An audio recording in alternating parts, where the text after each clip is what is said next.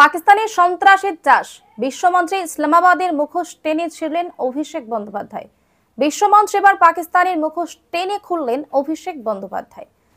পাক ভূমি যে সন্ত্রাসবাদের চাষ হচ্ছে তার বিরুদ্ধে সরব হচ্ছেন তৃণমূল কংগ্রেস সাংসদ অভিষেক বন্দ্যোপাধ্যায়। সিঙ্গাপুরে হাজির হয়ে অভিষেক বন্দ্যোপাধ্যায় পাকিস্তানের সন্ত্রাসবাদের চিত্র টেনে খুলতে শুরু করেন। বিস্তারিত জেনে নিন। অপারেশন সিঁদুরের আঘাতে নিহত সন্ত্রাসবাদীদের শেষকৃত্যে হাজির হওয়া পাক সেনা আধিকারিকদের ছবি নিয়ে তীব্র আক্রমণ করেন অভিষেক বন্দ্যোপাধ্যায়। তিনি বলেন, বিশ্বের আর কোথায় দেখা যায় যে সন্ত্রাসবাদীদের দাফনের আগে সেখানে হাজির হন সেনাবাহিনীর আধিকারিকরা? প্রশ্ন তোলেন অভিষেক বন্দ্যোপাধ্যায়। জঙ্গিদের মৃতদেহের পাশে যখন পাক সেনা কর্মীরা থাকছেন, ইসলামাবাদ সে যে সন্ত্রাসের লালন করে, এর চেয়ে আর বড় প্রমাণ আর কি হতে পারে বলে প্রশ্ন তোলেন অভিষেক বন্দ্যোপাধ্যায়।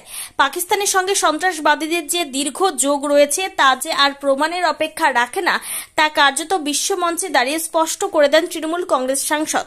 পাকিস্তানের সঙ্গে জঙ্গিদের এই যোগ তা যেন আরো বেশি করে সামনে আসে আগামী দিনে, আর তার জন্য সোশ্যাল মিডিয়ার গুরুত্ব অপরিসীম। অপারেশন সিঁদুরের পর পাকিস্তানের যে হাল হয় তার সোশ্যাল মিডিয়ায় বিভিন্ন ছবি এবং ভিডিওর মাধ্যমে ছড়িয়ে পড়ে।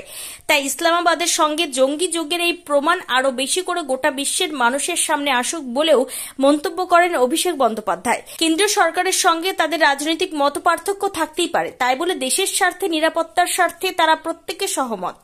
দেশের স্বার্থে প্রত্যেকটি রাজনৈতিক দল সবসময় কেন্দ্রের পাশে রয়েছে বলেও সিঙ্গাপুর থেকে স্পষ্ট করে দেন অভিষেক বন্দ্যোপাধ্যায়।